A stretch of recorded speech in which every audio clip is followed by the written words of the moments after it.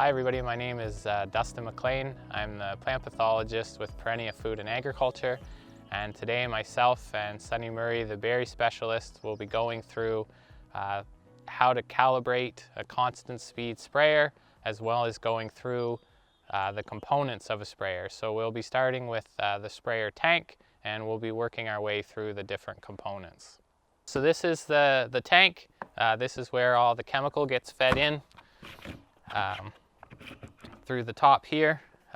Make sure that when you're working, your lid is closed thoroughly and you have a tight seal. So inside the tank, we have the agitator and the drain plug.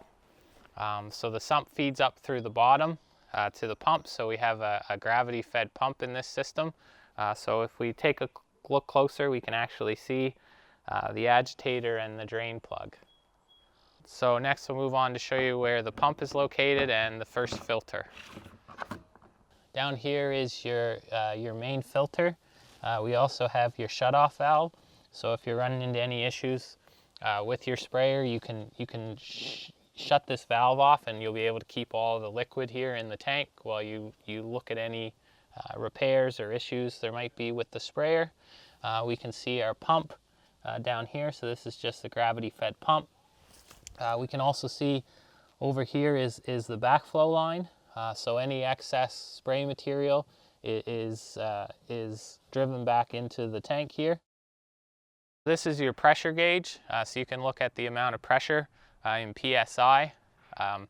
One thing to keep in mind is that the pressure at your nozzles may not be the exact amount that's reading on your pressure gauge, because as the liquid goes through this system, the pressure inevitably drops.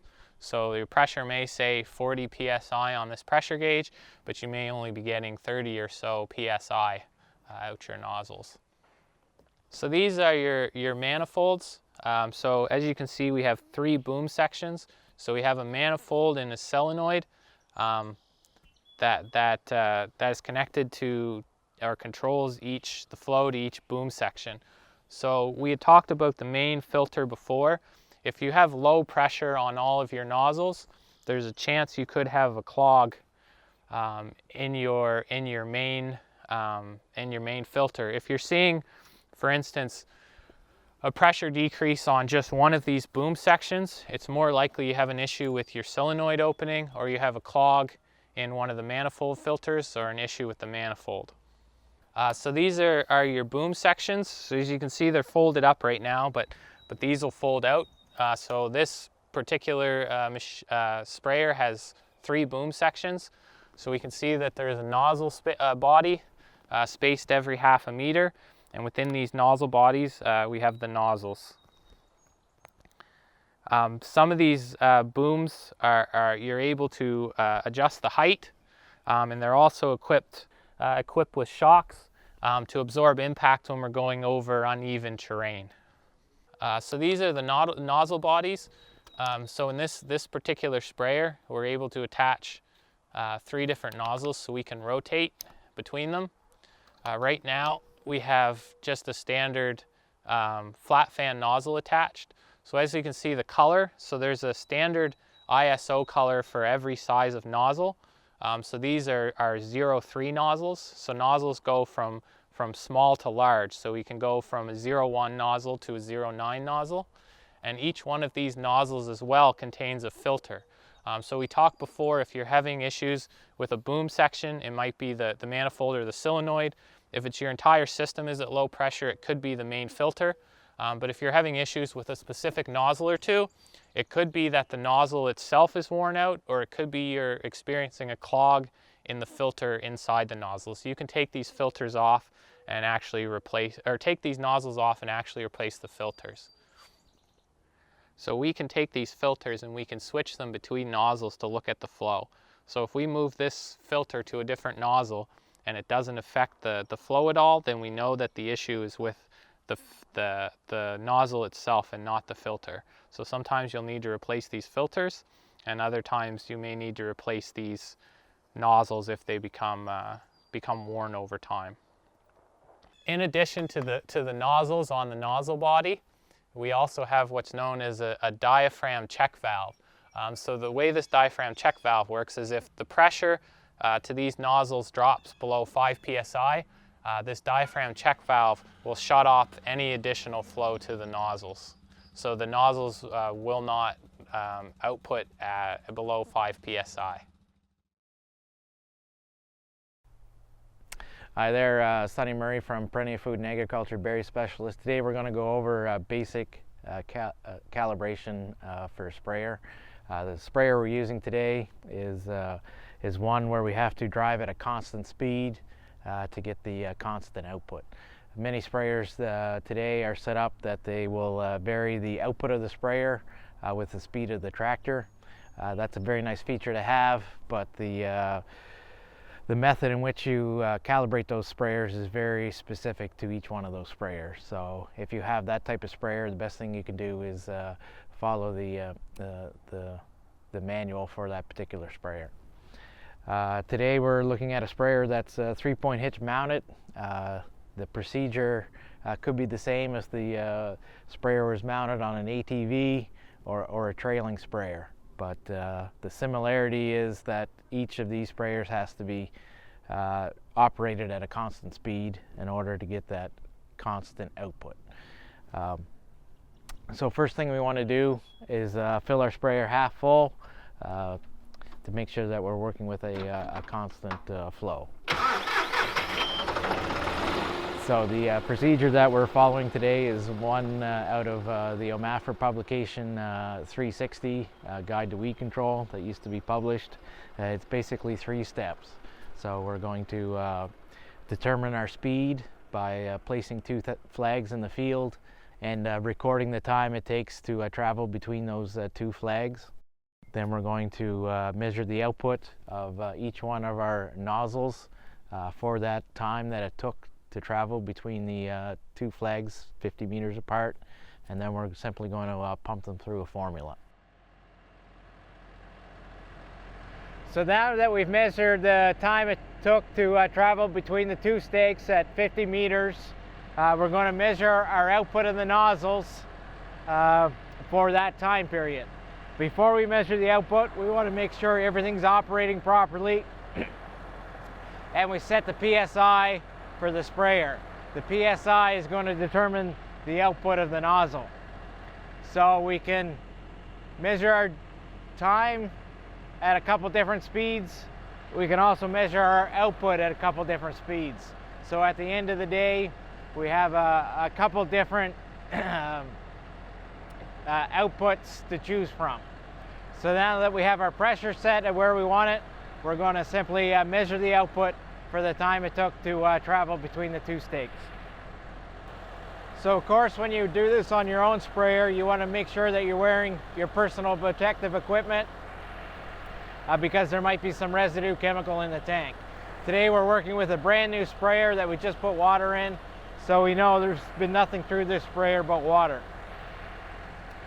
So when we go to collect our output, we want to make sure that we're using a graduated cylinder so that we can get an accurate output for the time it took to travel from between those 2 stakes.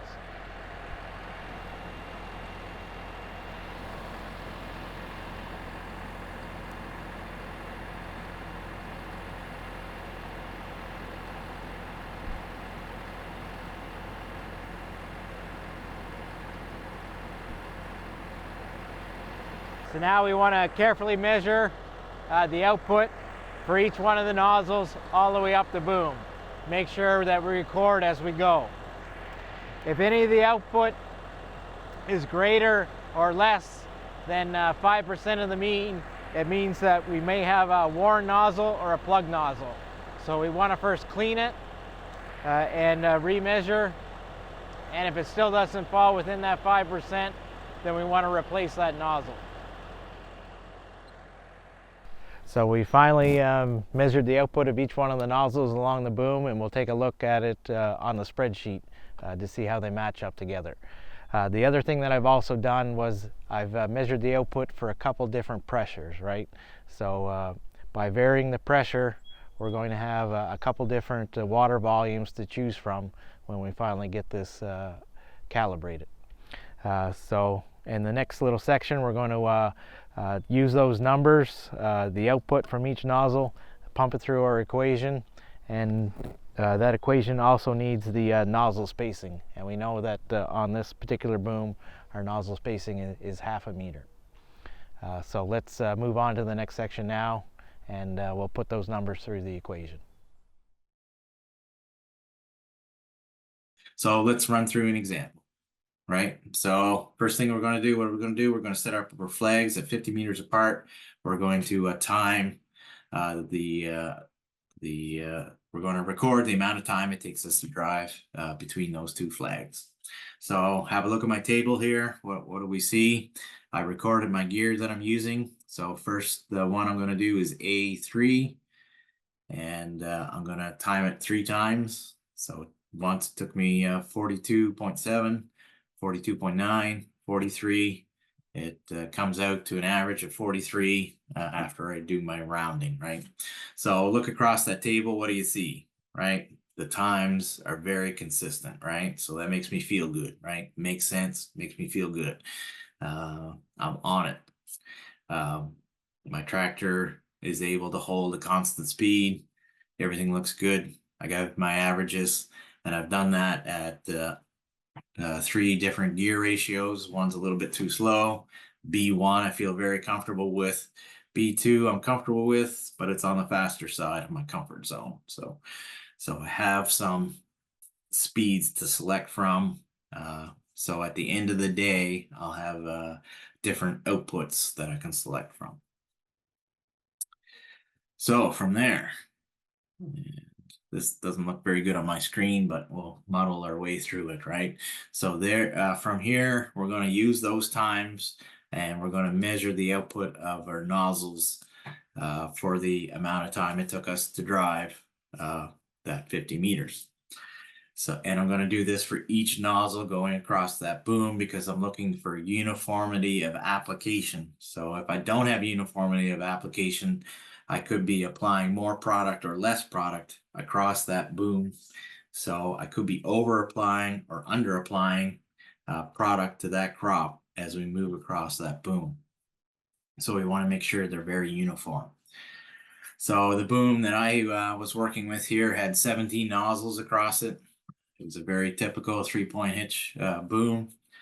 And it happened to be a brand new sprayer, brand new nozzles. So I was expecting things to be very uniform. So at 20 PSI on the left-hand side of my table there, you can see I've recorded my gear ratio. So I was in A3.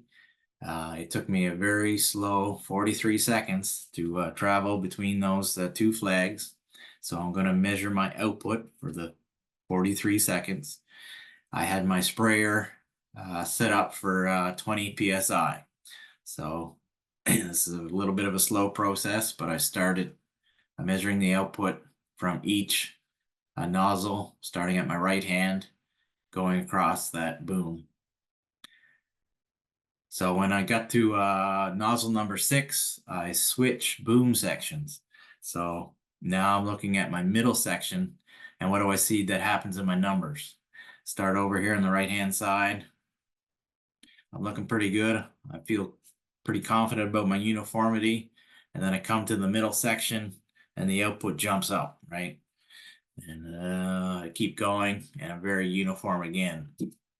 So what's that telling me? There's something wrong with my right hand boom section, right? And is it a nozzle issue? Probably not, because I would probably see more variability from nozzle to nozzle rather than from boom section to boom section. So what I did just to test that theory a little bit, I took the nozzle out of the right-hand side and I stuck it in the left-hand side just to see what was going on. When I put that nozzle on the left-hand side, measured the output, it falls in line with everything else on that side of the sprayer. So it's a way to isolate maybe what the problem is. So I've got some kind of problem with the boom section on the right-hand side. So it could be a solenoid that's not opening up quite enough. maybe my hose is longer, maybe it's a home built sprayer. My hoses are longer, therefore I get a more of a pressure drop on that right hand side. That wasn't the case in this situation. So I think what's happening in this situation is at the low pressure, I'm not getting enough pressure out to that boom section, and it's messing with my uniformity. So what I could probably do is change out a solenoid or something and try and correct that issue. Or what I did in this case was just increased my pressure. So, and that's what I did here in the next row. I tested the output at 30 psi, and lo and behold, that variability goes away at a higher pressure, higher output, and I'm happy with that uniformity. So again, because I want a selection of water outputs with this sprayer, I've again tested it at 30 psi, 40 psi. So now I have a range of travel speeds, and I also have a range of pressures. And hopefully at the end of the day, I can get a water output that I can work with. So how much variability is unacceptable? If we have more than 10% variability around that average, then we have to go back, replace our nozzles, clean screens, figure out what is driving that variability. So we want to be within 10% of the average output across that boom, and we can be happy that we're achieving uniform application. So what's the next step? So I didn't go back and measure the output for each speed. I just used the ratio. So if it took me, so I measured the output for 43 seconds, and I know that in gear ratio B1, it takes 31 seconds. I can just use the ratio to figure out my output for my other speeds, right? So I repeated that process for each of the pressures and each of the gear ratios, right? So I can figure out my water volume. So from there, I went to my sprayer output calculation. So sprayer output liters per hectare, average nozzle output in milliliters, times 2 divided by the nozzle spacing.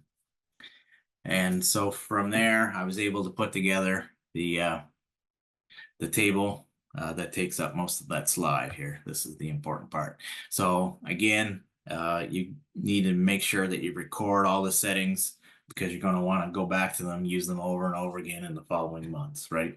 So I got my RPMs are at the 2100.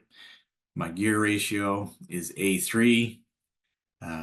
And I have my 3 PSI choices, but we're not going to want to use that 20 PSI because we know that it introduces variability across that boom. So we're probably not going to use that going forward anyway. But at 30 PSI, I'm putting out 262 liters per hectare. I'm old school, so I work in liters per acre. So I'm converted liters per acre divided by dividing my liters per hectare by 2.47. And then there might be some real old school guys like myself out there working gallons per acre, US gallons per acre. I made the conversion by dividing by 3.78. So again, I've done that for each of my gear and pressure combinations to figure out my output, right? So that's it. We've completed our sprayer calibration, right? So, you know, we can feel good that we have a range of travel speeds and water outputs that I can get my pesticide applications done with. So that completes the sprayer calibration portion. Now we just have to do a little bit of math when we go to make the spray application to figure out how much product and how much water we have to add to the tank. So the best way I think to do that is to go through a sample situation and just go through the math. So in this sample situation, we're going to spray a field of full tillage corn The corn has emerged, the weeds have just emerged and are at a very small stage, and it's full tillage, so we have very even ground to spray. So first thing we want to do is pick the gear that'll dictate the water volume that we're putting out. Okay, so let's pick our gear and our speed. So we're at gear B2. We're going to run the tractor at 2100 RPMs to give us our desired speed and our desired output. So the output we already calculated from the calibration. So B2, 2100, 30 psi, we're going to put down 14 gallons per acre. So that's what we have written here. If we check the Roundup label, that's going to tell us how much water that they recommend for that product. It also tells us the rate per acre, or how much Roundup we're going to add to the tank. So the Roundup label says 1.6 to 4.67 liters per hectare applied in 100 to 200 liters per hectare of water. So if we convert this, this is roughly 10 gallons to 20 gallons per acre of water. So our 14 gallons per acre falls within that, so we're compliant with the label. We can move on. So the rate of Roundup is quite large. So as we said, we have small weeds there. The corn itself is small. We can get away with that low rate of Roundup. So I feel very comfortable in running with a low rate. So I picked the 1.7 liters per hectare of Roundup, which converts to 0.7 liters per acre. The last piece of information we need is from field maps or experience with that field. We need to know the field size, right? So maybe we have a acre meter on the planter, but we have to remember that the acre meter tends to exaggerate a little bit because of overlap or planting corners and that kind of thing. So we need a good estimate of the number of acres in that field. So we have our acre size times 14 gallons per acre. This will give us the total amount of water we need to spray that field. So 18 times 14 gallons per acre is 252 gallons of water to spray the whole 18 acres.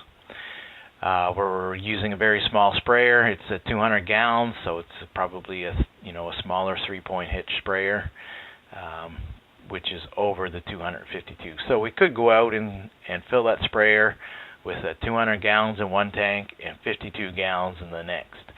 Some operators prefer to go with more even splits, right? So we could go with half the water in the first tank and half the water in the second, and add the same amount of Roundup to both tanks, right?